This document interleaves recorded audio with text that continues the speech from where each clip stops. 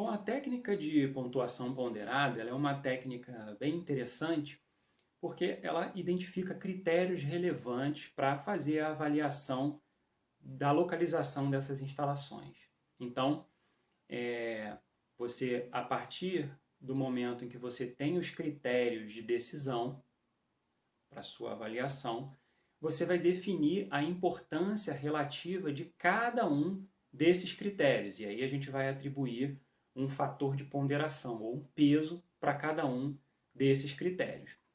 Bom, essa avaliação de peso ela pode ser em função de quem está fazendo o planejamento, de quem está decidindo, ou até por consulta a especialistas, a pessoas que têm experiência na área, ok? E depois que você atribui o peso, a gente vai dar uma pontuação para cada um desses critérios relacionado àquela determinada localidade que a gente está avaliando. E aí, cada instalação vai ser avaliada pelos mesmos critérios, pelo mesmo peso para cada critério, mas você vai ter uma pontuação diferente para cada um desses critérios, de forma que a gente no final tenha uma pontuação total para cada instalação e a gente consiga comparar isso em termos quantitativos. Nesse nosso exemplo de utilização da pontuação ponderada, nós temos um planejamento de instalar uma clínica médica numa determinada localização. Então, conforme nós vimos, a tabela indica os fatores ou os critérios, né, os pesos e as pontuações. E a pontuação ela varia de 1 a 5, sendo que 1 é ruim, 5 é excelente, para cada uma das possíveis localidades de instalação. Então, nesse caso aqui, nós temos uma primeira localidade, ok? Que leva em consideração os critérios total de pacientes por quilômetros por mês, ou seja, o quanto os pacientes totais percorrem por mês para chegar até aquele local onde a clínica pode ser instalada, utilização das instalações, o quanto eu vou conseguir ocupar dessas instalações que está num determinado local, o tempo médio por visita de emergência, então quanto tempo se leva para chegar até o local e ficar naquele local no caso de uma emergência, acesso por via expressa, custo do terreno em construção, preferências dos funcionários. Então, levantaram os fatores de localização, os critérios para localização importantes para esse negócio e definiram pesos. Então, os gestores, os decisores podem atribuir os pesos pensando o que é mais importante até o que é menos importante. Valendo lembrar que os pesos aqui, o somatório deve formar 100, ok? E foi atribuída uma pontuação. Então, para aquele local, esse critério aqui traz um resultado 4 na pontuação de 1 a 5.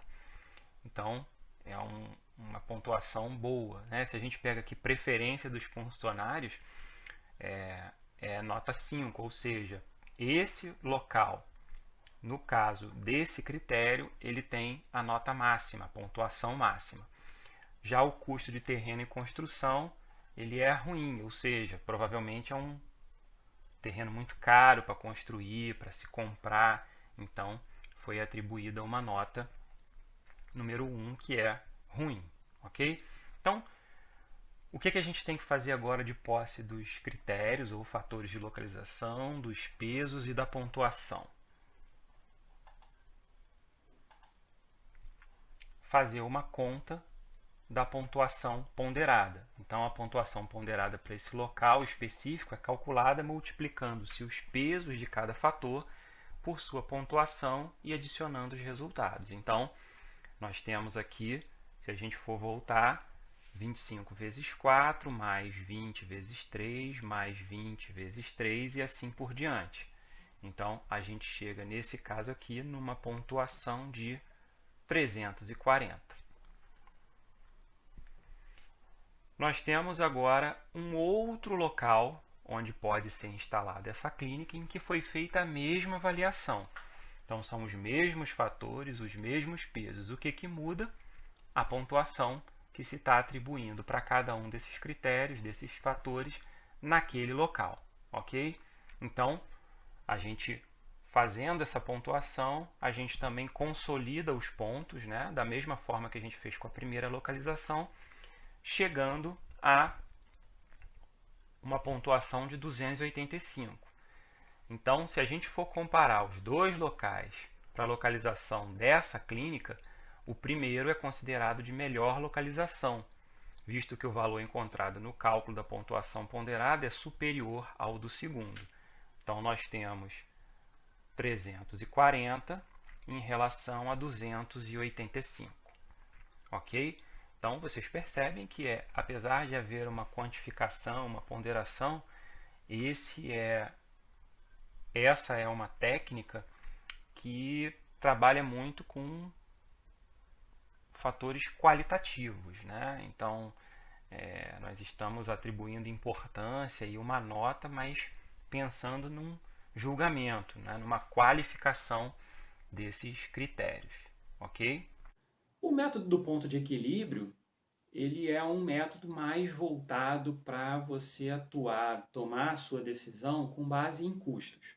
Então, nesse método são comparadas diferentes localidades em função dos custos totais da operação, que a gente vai dividir em custos fixos e custos variáveis, que vocês já aprenderam no nosso curso de administração. Bom, esse método ele é útil quando se deseja definir a amplitude, a gente vai explicar que amplitude é essa, nas quais cada alternativa, cada localização é melhor, ok? E uma informação importante que tanto esse método do ponto de equilíbrio quanto o de pontuação ponderada, você já faz uma avaliação considerando que você tem as suas localidades previamente definidas. Isso é importante porque o próximo método que a gente vai estudar, ele já trabalha de uma forma um pouco diferente, né? Ele inicia sem ter necessariamente um ponto já pré-definido, uma localização já pré-definida. Nesse nosso exemplo da técnica do ponto de equilíbrio, a gente vai comparar locais, comunidades, onde se quer fazer a instalação, onde se quer fazer uma instalação empresarial, uma instalação industrial, e o gerente de operações ele tem 4 comunidades, 4 locais para que se faça a nova instalação. Então, como a gente disse, nós vamos comparar por meio de custo fixo e custo variável, e nós temos aqui os dados de custo fixo por ano e custo variável por unidade para cada localidade. Os custos fixos podem ser custo de terreno, imposto predial, seguro, equipamentos, edifícios. E os custos variáveis, mão de obra, materiais, transporte, despesas administrativas variáveis. Nós vamos esboçar um gráfico calculando inicialmente o custo total para 2 níveis de produção quaisquer. No nosso caso, a gente vai considerar o nível de produção 0 e o nível de produção 20.000 unidades. Ok? Então, quando a gente tem um nível de produção 0, o que a gente tem é apenas custo fixo. Custos variáveis não existem porque nós vamos multiplicar o custo variável unitário pela quantidade. Como a quantidade é 0, os custos variáveis são 0. Ok? Já no caso do 20.000, a gente tem o cálculo feito na tabela. Então, o meu custo total para A vai ser 150.000, que é o meu custo fixo, mais 62 vezes 20.000, que é a quantidade que eu estou trabalhando para poder começar a esboçar o meu gráfico. Ok? Bom, 62 vezes 20.000 vai me dar 1.240.000 e o meu custo total é 1.390.000 para a localidade A. E assim a gente faz o cálculo para cada um dos pontos, para cada um dos locais que nós estamos querendo avaliar, ok?